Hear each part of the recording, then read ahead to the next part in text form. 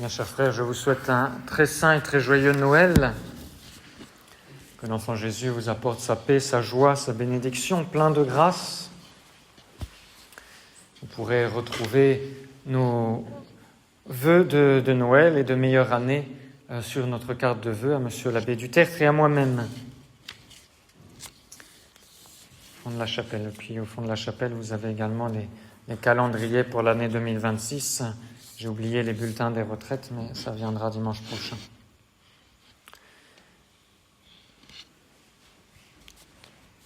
Cette nuit, nous avons eu la grâce de célébrer la messe de minuit. À la fin de la messe de minuit, j'ai donné à baiser les pieds de l'enfant Jésus à tous ceux qui le désiraient, même ceux qui ne pouvaient pas communier. Nous ferons cela après la messe également ici. Nous prendrons le petit enfant Jésus, parce que j'ai oublié le grand enfant Jésus. Donc vous pouvez tous vous approcher pour venir baiser les pieds de l'enfant Jésus, même si vous n'êtes pas venus communier. Tout à l'heure, il y a la messe du jour au Christ roi. Cet après-midi, je pars pour célébrer une 4e messe en Corse et rester quelques jours pour un petit groupe de fidèles.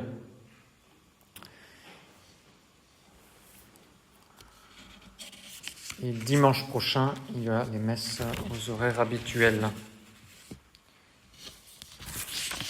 Au nom du Père et du Fils et du Saint-Esprit, ainsi soit-il.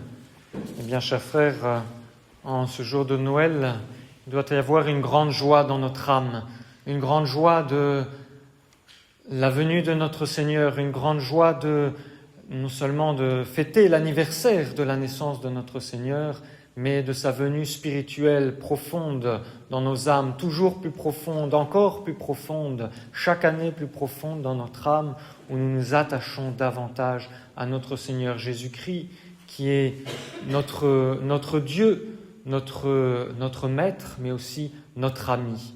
Et à Noël, il vient particulièrement en ami. Je voudrais vous donner le récit d'une belle vision qu'a eue sainte Françoise Romaine le jour de Noël, après sa communion. Elle a été ravie en extase, et voilà ce qui lui fut montré dans la lumière de sa contemplation. Elle vit dans une étable la Sainte Vierge enceinte, sur le point de mettre son Fils au monde. Auprès d'elle, son chaste époux, Saint Joseph, et 2 animaux, un bœuf et un âne. Marie se met en prière, en oraison. Cette nuit, nous avons même vu dans une autre vision par un franciscain que la Sainte Vierge s'est appuyée sur une colonne, que Saint Joseph a vite mis du foin par terre pour pouvoir accueillir l'enfant Jésus, s'attristant de n'avoir rien d'autre de mieux à lui donner. Et Saint Joseph se retourne pour laisser le mystère s'accomplir. Alors, une grande lumière entoure la Sainte Vierge, dit Sainte Françoise, qui la couvre tout entier. Et l'instant d'après, cette lumière s'étant dissipée, Sainte Françoise aperçut l'enfant Jésus par terre, sans vêtements. Il vint au monde nu et dépouillé, tout comme il mourra nu et dépouillé sur la croix. L'enfant Jésus était sorti de son tabernacle sacré d'une manière merveilleuse.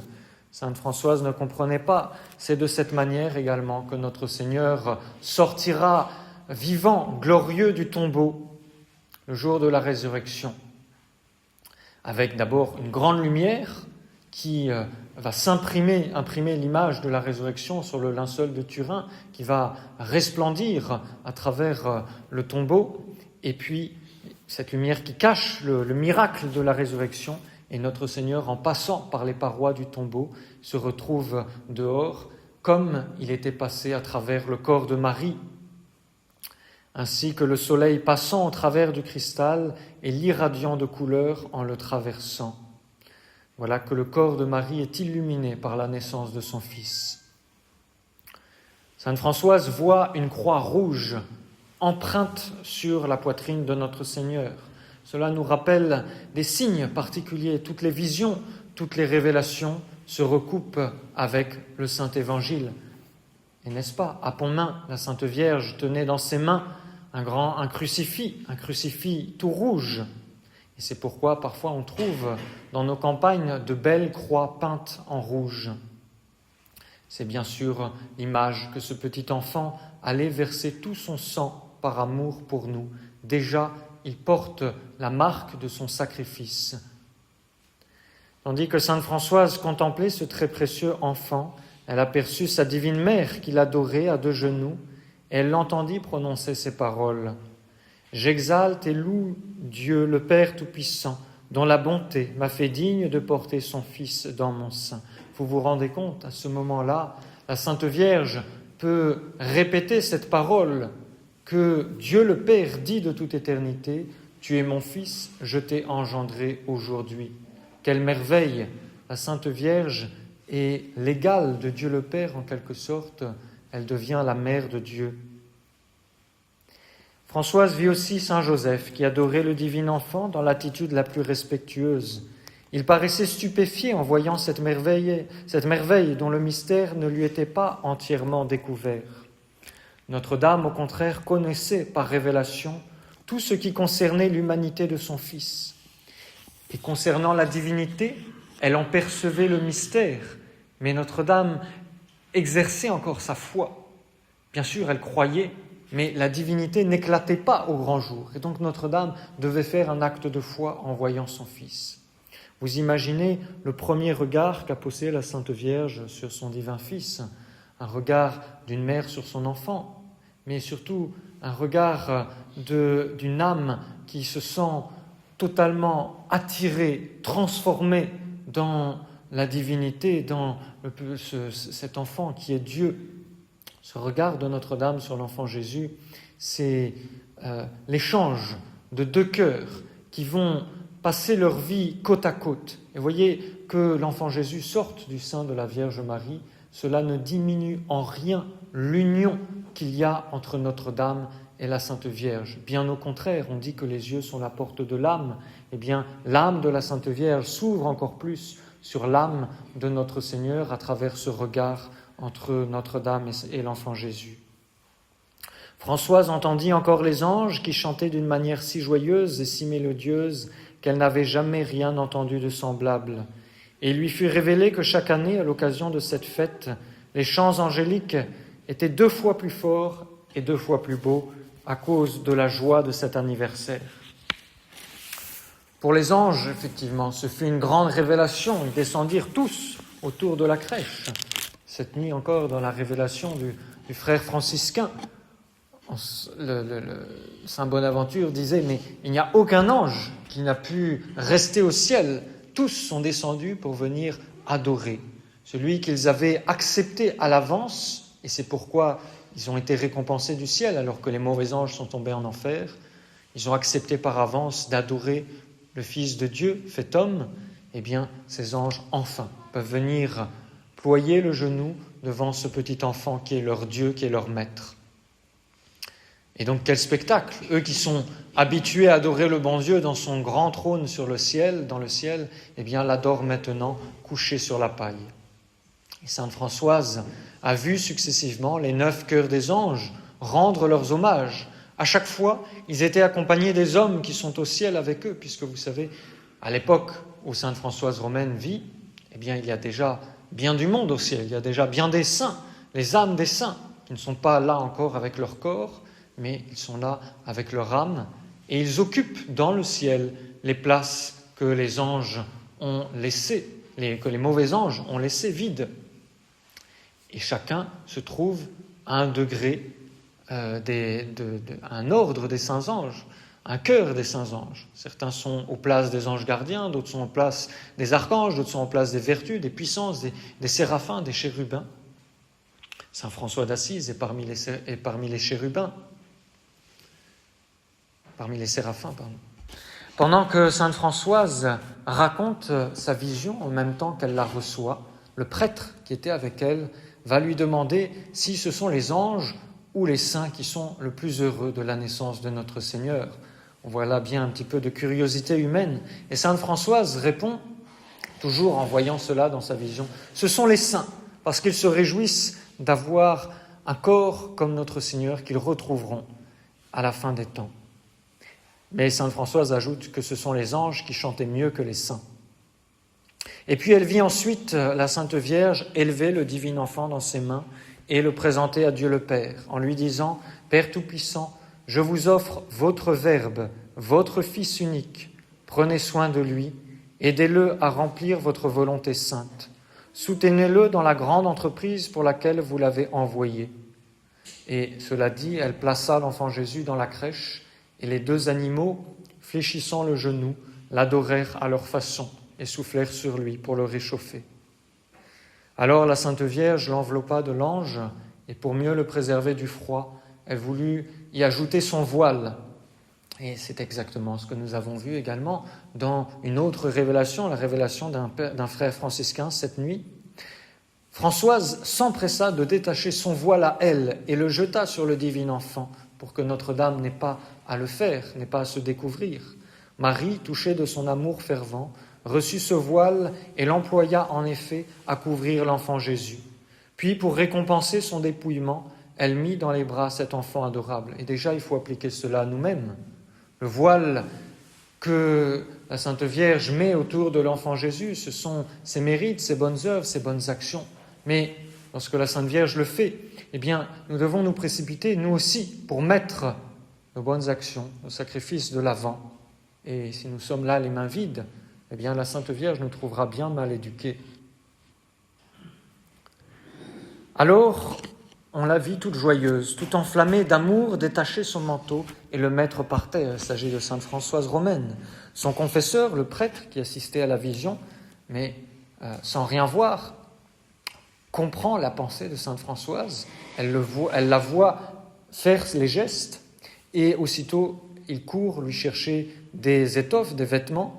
Elle les prend d'une main et les accommode en forme de lit pour y coucher l'enfant Jésus. Puis elle se met à chanter et à donner les signes de la joie la plus vive en contemplant ce Dieu fait homme qu'elle tenait dans ses bras. Et la Sainte Vierge daigna, pour l'instruire, lui expliquer les significations des membres de son divin Fils. « Tu vois cette tête sacrée, lui dit-elle, c'est l'emblème de toutes les choses qu'il a faites et qu'il doit faire, qu'il a détruites et qu'il détruira dans la suite des temps. Il enverra votre corps en enfer si vous n'êtes pas l'ami de Jésus. Il, au contraire, placera votre corps au ciel avec votre âme. Il a un plan sur vous. Il a un plan qu'il a décidé dans sa petite tête d'enfant Jésus. Et ce plan doit s'accomplir, et pour cela, vous devez être fidèles. Son front rappelle son intelligence divine, principe et lumière de toutes les intelligences. Cette intelligence divine que nous devons admirer, surtout nous devons croire les mystères, nous devons étudier les belles choses pour affermir notre foi dans ce monde qui perd la foi. Ses joues, qui ne demandent qu'à être embrassées, montrent le tendre amour qu'il a eu, qu'il a encore et qu'il aura toujours pour le genre humain. Et nous devons aimer notre Seigneur autant que nous le connaissons. Nous devons l'aimer, nous devons lui dire notre amour en passant du temps avec lui, en accomplissant ses commandements. Par ses narines, dit la Sainte Vierge, sont signifiées les bonnes inspirations qu'il ne cesse de donner aux âmes qui les désirent. Et nous devons donc désirer ces bonnes inspirations. Et par ses oreilles, l'humilité qu'il doit y avoir dans vos prières, parce qu'il les écoute. Cette bouche, symbole de la douceur, est l'image de la paix et des consolations qu'il donne aux âmes qui lui sont chères. Vous voyez dans ses mains toutes les bonnes œuvres que font et que feront les hommes pendant la durée des siècles. Et oui, parce que c'est de lui que procèdent toutes les grâces qui nous permettent de faire le bien. Et sans moi, vous ne pouvez rien faire, a dit notre Seigneur. Et ses mains sont pleines de grâces, spécialement en ce jour. Demandez ces grâces, recevez-les, et vous pourrez accomplir toute justice, c'est-à-dire vous pourrez accomplir votre devoir d'État, vous pourrez vous sanctifier, vous pourrez faire des bonnes œuvres. Demandez ces grâces à notre Seigneur. Vous voyez dans ses pieds l'amour envers votre âme, parce que c'est pour vous qu'il a marché jusqu'au calvaire. Et donc vous devez, à sa suite, marcher sur ses traces, marcher dans la voie royale de la Sainte Croix que ce petit enfant nous apprend. Il ne faut pas craindre la mortification. Et d'ailleurs, en ce temps de Noël, ce temps de vacances, eh bien, il faut garder quelques petites mortifications, au moins quelques limites pour garder l'esprit de notre Seigneur, pour ne pas trop se laisser aller au plaisir, à la paresse. Tout ce très saint corps, dit enfin la Sainte Vierge, vous apprend que Jésus se donne entièrement à vous, en qualité de sauveur, pour vous perfectionner, et vous donnera un jour la vie éternelle si vous ne le forcez pas à vous la refuser. Sainte Françoise, en écoutant Marie contempler les membres sacrés de son petit-fils qu'elle tenait dans ses bras, et lorsque cette grande reine eut cessé de parler, elle la pria humblement de ne pas lui retirer cet enfant. Cependant, Jésus, donc, qui était entre les bras de Sainte Françoise, finit par s'échapper pendant que Sainte Françoise regardait sa mère. Et il disparaît. Sainte Françoise, voyant la perte qu'elle venait de faire, voyant que l'enfant Jésus lui avait échappé, dit à Marie tout affligée, « C'est parce que je vous ai regardé que j'ai perdu celui qui faisait ma joie. Que vais-je devenir maintenant, séparé de celui que j'aime? Je ne puis vivre sans lui et je meurs si vous ne me le rendez pas. » Et c'est ces paroles-là que nous devons avoir si nous avons le malheur de commettre un péché mortel, ou si nous avons le malheur de laisser refroidir dans notre âme la ferveur.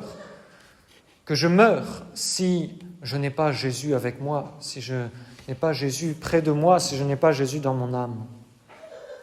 Tandis qu'elle exprimait sa douleur par ces paroles et d'autres semblables, elle vit que Jésus était revenu dans les bras de Marie. Et Jésus lui adressa ces paroles. « Je suis l'amour viril qui donne à l'âme la fermeté convenable.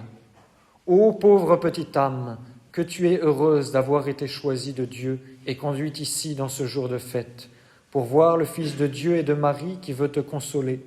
Il va se donner de nouveau à toi, mais lorsque tu l'auras reçu, veille à bien le tenir, de peur qu'il ne t'échappe. » Et à ces mots, l'enfant Jésus revint dans ses bras. Sainte Françoise était au comble de bonheur. Elle se mit à le serrer contre elle de toutes ses forces, de peur de le perdre encore. Elle n'osait même plus regarder la Sainte Vierge, elle regardait sans cesse l'enfant Jésus.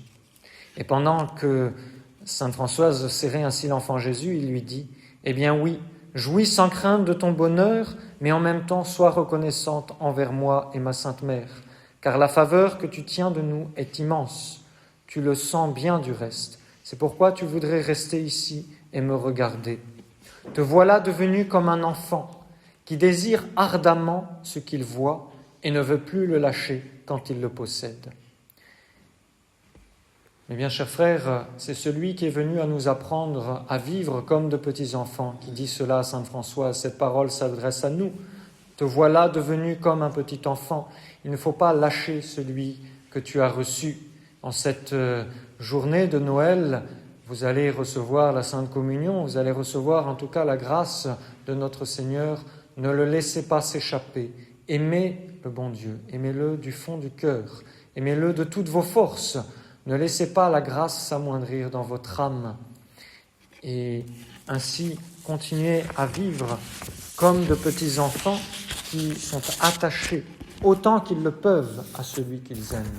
Au nom du Père et du Fils et du Saint-Esprit, ainsi soit-il.